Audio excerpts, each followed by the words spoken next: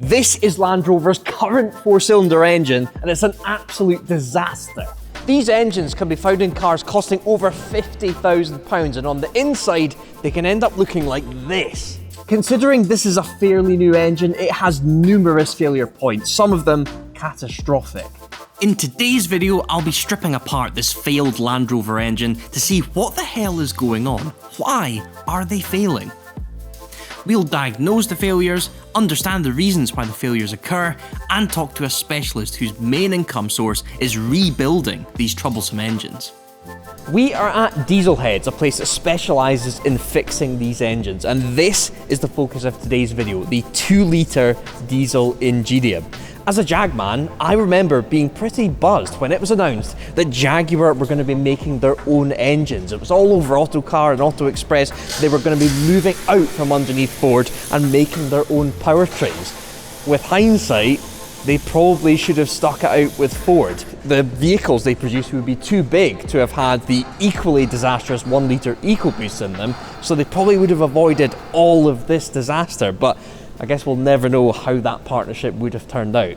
There's maybe some universe out there where Jag and Ford are still one.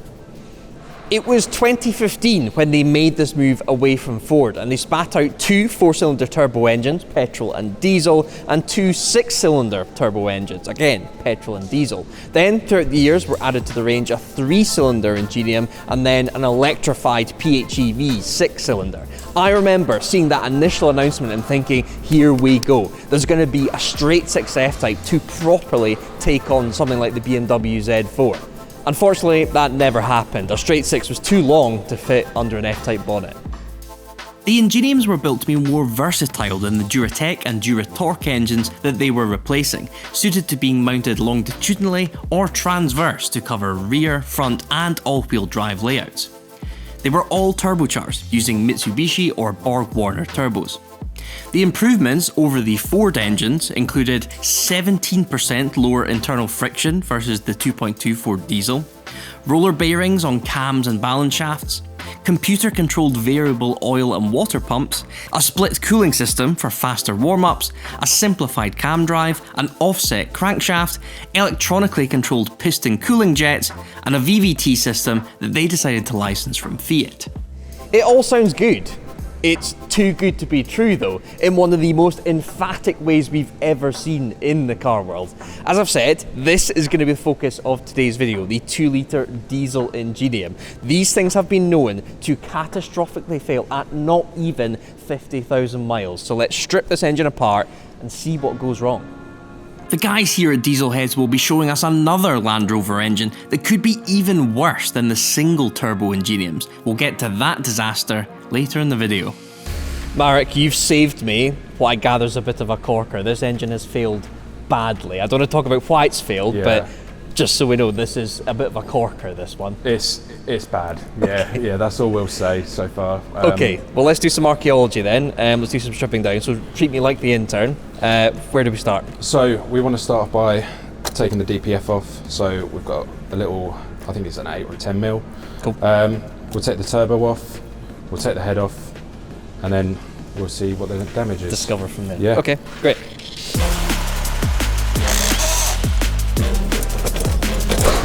There we go. How many Ingeniums have you stripped and rebuilt? I've lost count, to be honest. We get quite a lot of them in. Cool. And that is the turbo. Okay, and these are Mitsubishi turbo? Yeah, look. Mitsubishi. They fail. We'll get to that later. What do you daily? I'm guessing it's not an Ingenium vehicle. No, I'm a BMW man, okay. So, but I've got rid of the troublesome bits on my car. Is it a 4-cylinder diesel? Because I've done a video on them. They're just as bad. No, mine's a 3-litre. The Black Death, as they call it. Yeah. Good stuff. There we go. Timing chain, we like that. We do like a timing chain. Again, I've done video on belts, and especially wet belts. Schlonk. There we go. Cool, that is a chonker. There we go. The 8 mil, where is the 8mm? You were fiddling with that, is that it? That's the 10. Oh, There you go, always in the pocket. I wasn't trying to nick that, I promise. No problem.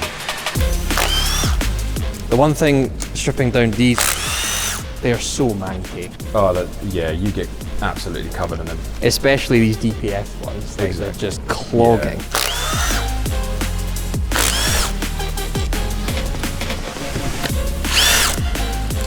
That should be. There we go. Nice and messy.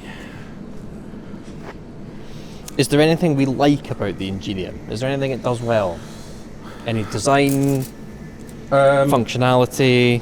They're economical. It seems quite easy to work on. They are, yeah, in terms of working them, they're accessible. nice and easy. Like I said, the fuel efficiency is great on them.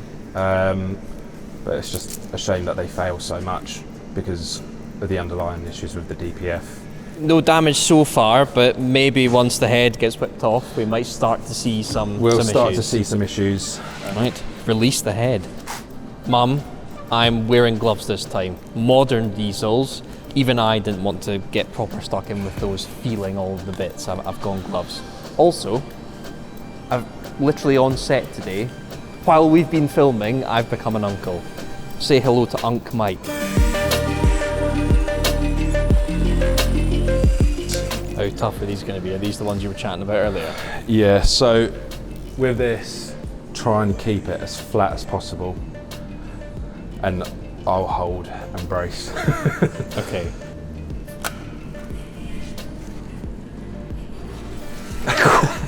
In hell. We might need reinforcements. Right, I'm subbing myself out. I'll brace and you have a go. You got a click out of it.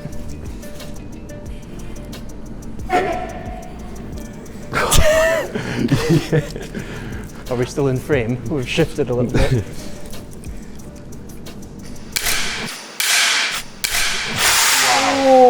Oh! And that is what happens. We've completely sheared the bit there. That will come out. Look at that. Oh, it's in plenty pieces.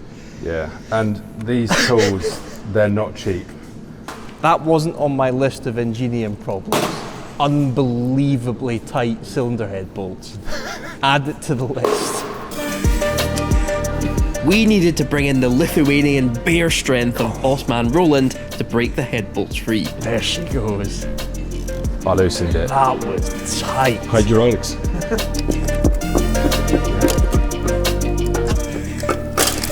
It's just the gasket.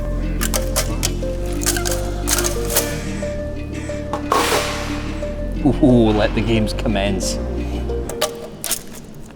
So the first thing we see here, these two aren't in line. Yes, I didn't think of that when you first cracked it, but yes, this should be flush up here. Yeah, exactly. And it's not. It's an inch down the cylinder. So I think something's happened with the bottom end. So I think we should turn it over and see what's going on underneath. But also, this looks a bit hot. Yeah, so it's possible that the injector's overfueled.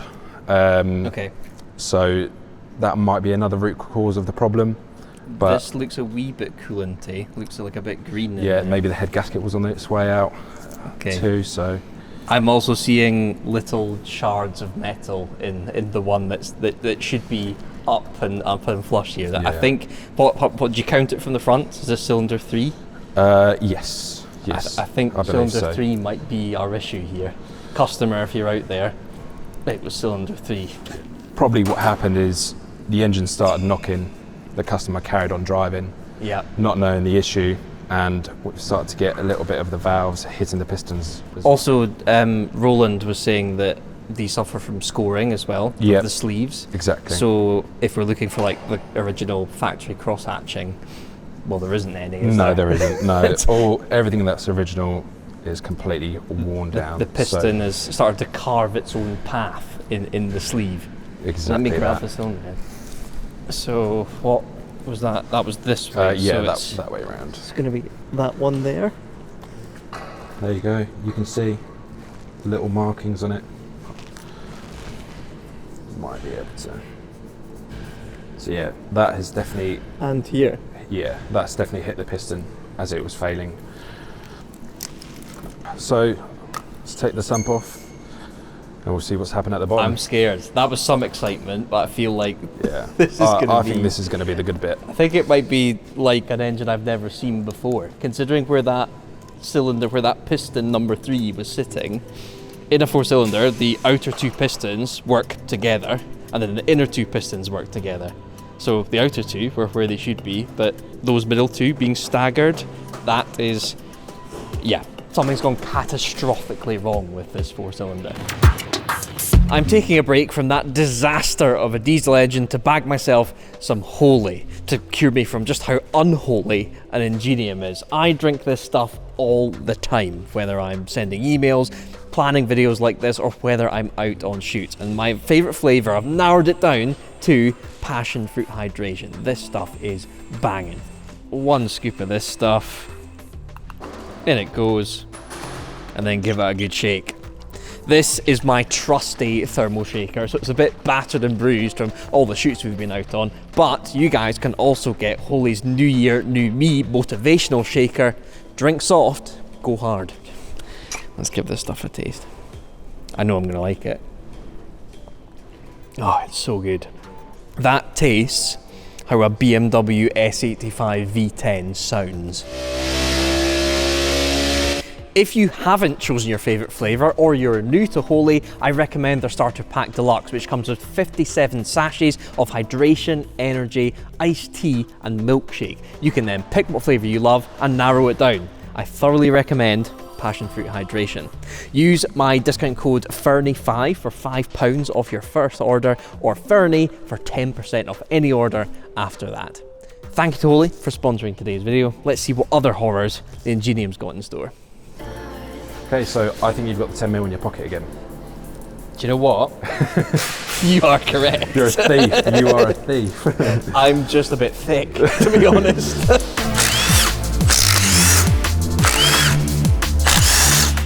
I am a massive Jag man, so I feel like I'm slightly betraying JLR by making this video, but they've made their own bed, you know?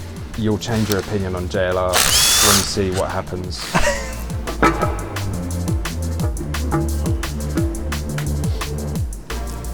Okay, so looking in here, it's a bit grubby, but to me that's just diesel grub. Yeah, so I reckon if we scrape it, you will see that the oil is no longer oil. When you do that, it's a bit bitty, that though. It's abrasive.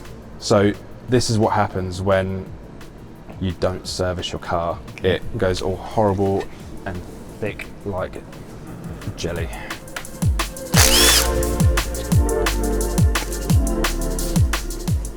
We'll take this off and that will reveal the damage. Okay.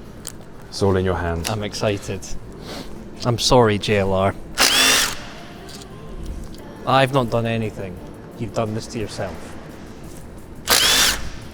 Okay. The big reveal. What's happened to this Ingenium? Ooh. Oh, whoa. I think we've found the problem why it doesn't turn. That's not going to move an inch, I'm afraid. No. That looks like complete and utter bearing failure that's then led to, I mean, that is rammed up against the cylinder block. Yeah, so essentially the oil has become abrasive. So it's basically like sand running through your engine. It's started to damage the oil pump. It's starved the lubrication of the oil to the bearings. Yep. Eventually fusing to the journals. As it's fused to the journals, that is what happens. You can just about see that the top is meeting the bottom. My God. So there's our inch of difference up the top. Yeah. You can actually see from here, the conrod's like this. Yeah, it's completely bent it. Wow. I want to see more.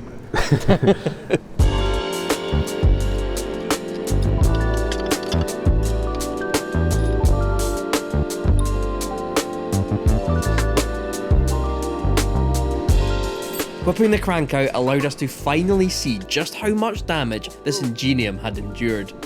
Yep, there's plenty going on in there. So this is what the end of your con rod should look like, with your upper rod bearing sitting in there, nice and happy. This is what piston number 3 looks like. So the end cap has fully left the chat, and the bottom of the con rod has crimped round on itself. So at one time there will have been a rod bearing in there, but it's almost done. In fact, it has done a complete circle on itself. The bolt holes on the end of the con rod are now fully touching. These holes here, either side, are now they're now little mates over here. You can see some welding has gone on, which has then led to all this friction happening very quickly, and there's molten con rod all around this section here. And the whole thing has span, I would say, about 25 degrees that way. So these guys are all nice and perpendicular right now. This one here has span about 25 degrees that direction. It's taken chunks out of the engine block. So there was chat about this engine block maybe being refurbed and new parts being put in it, but no, that's got lumps taken out of it, probably from the end cap flying around. The balance shaft has also taken a serious hit. That's just flying about willy-nilly.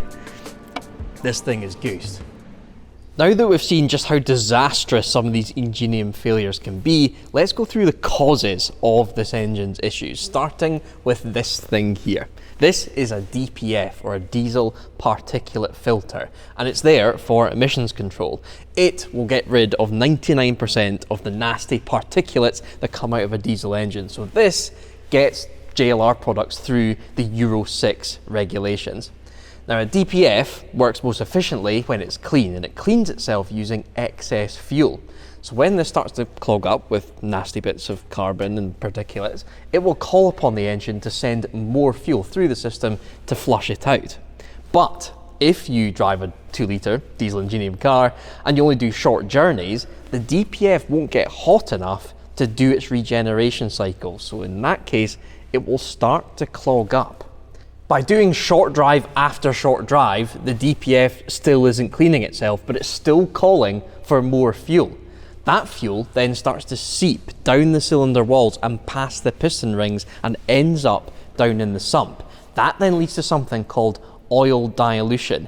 If your engine oil is 6.1% diluted, it should put up a warning sign on your dash saying we've got a problem. But essentially, your oil starts to become thinner. It starts to become less lubricating. That then can lead to oil starvation, which can lead to a whole load of issues. So let's start at the bottom end of those issues, the kind of nicer ones, and then end up with the full catastrophes like we've seen today. So the light side of oil starvation, we can start with the timing system. Now, what's good on an Ingenium, one of the only good things, is it is a timing chain. It's not a wet belt like Ford use. This timing chain interacts with these plastic guides, but if there starts to be a lack of lubrication between the chain and the plastic guides, these plastic guides can start to wear down and put bits of nasty plastic down into the sump.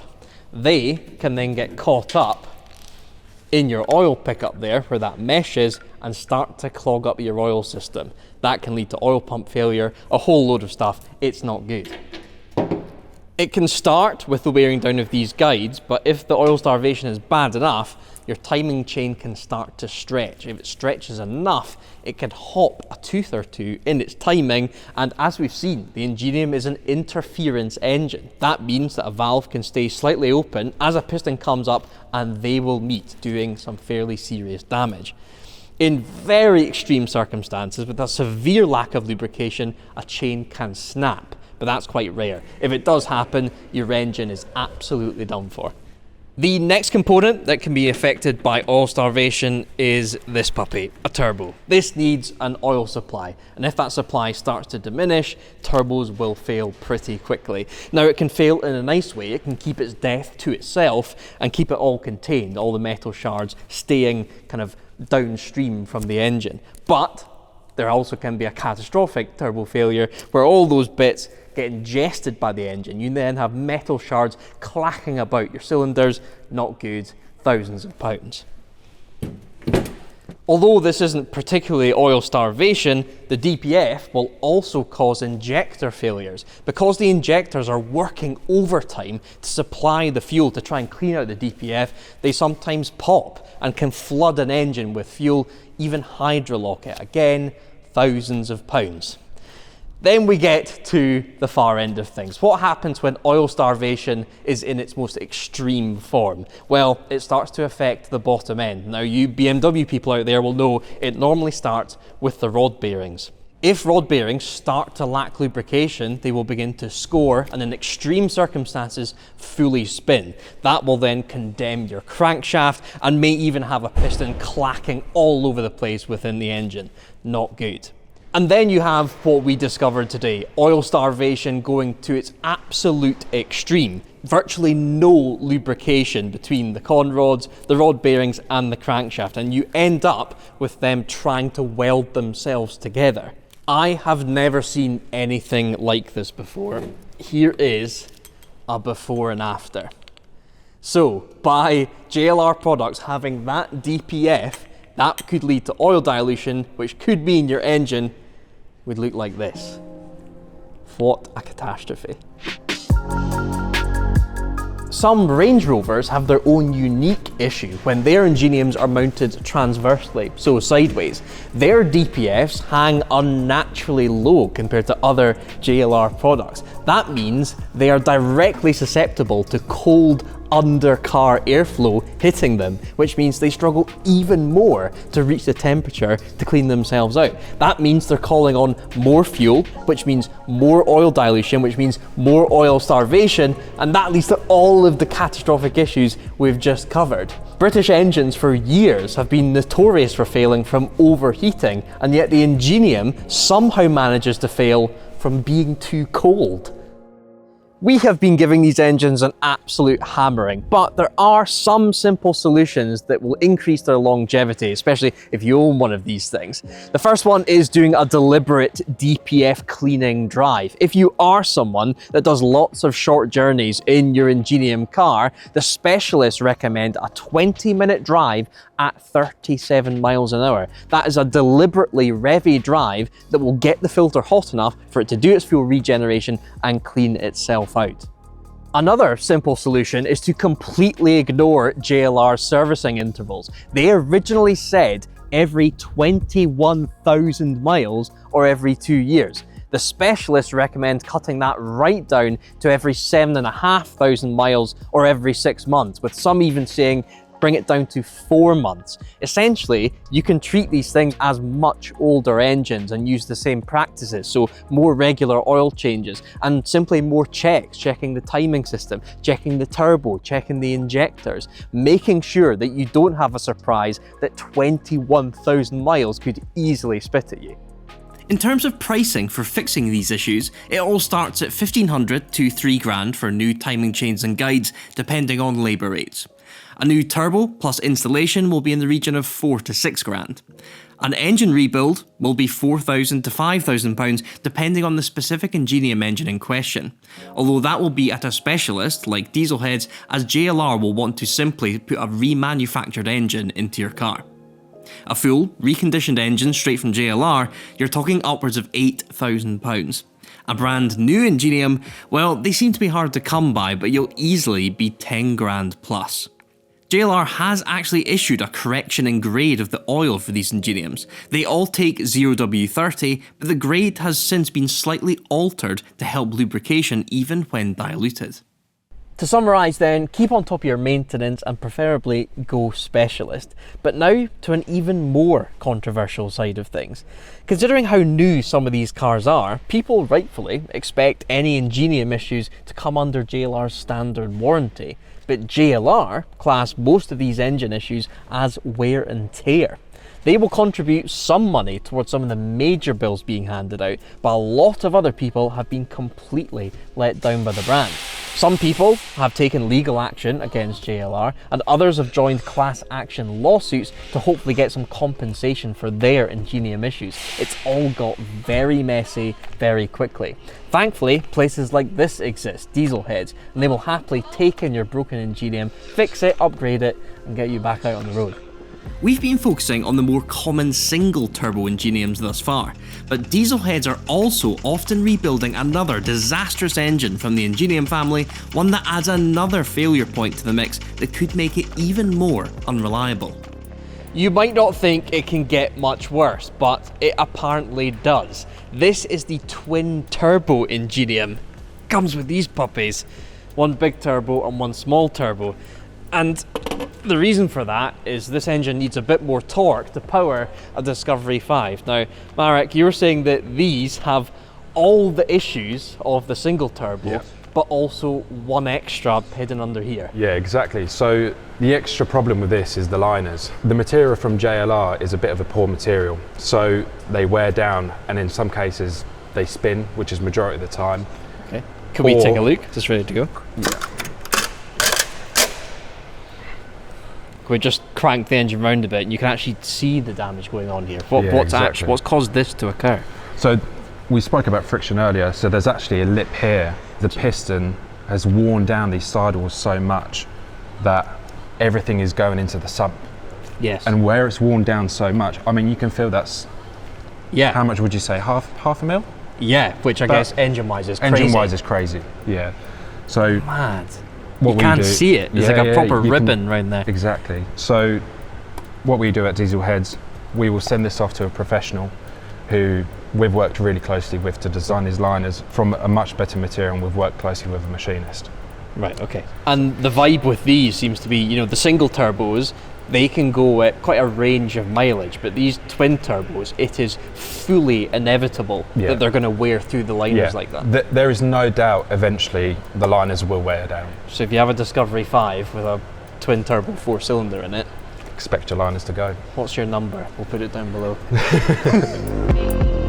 Has the Ingenium family of engines been a complete failure then? Well, no. I've been ragging on the 4-cylinder diesels today, but apparently the 4-cylinder petrol is a much better engine. No DPF, much fewer issues. Apparently the 4-cylinder F-Type is a pretty damn good car, along with the XE300 Sport. Also, the straight 6 Ingeniums are also apparently much better, especially the petrol, so I plan on doing a video on one of those engines in the near future. If you fancy a piece of modern JLR in your life, then I'd suggest staying away from the 4-cylinder diesels and going for a bigger engine, either straight 6 or a V8. Remember, life is too short to drive around in boring cars. A big thank you to Dieselheads for allowing us to come here and film today. If you like this video, give it a thumbs up, subscribe for more content like this. What's for you won't go by you, and I'll see you in the next one.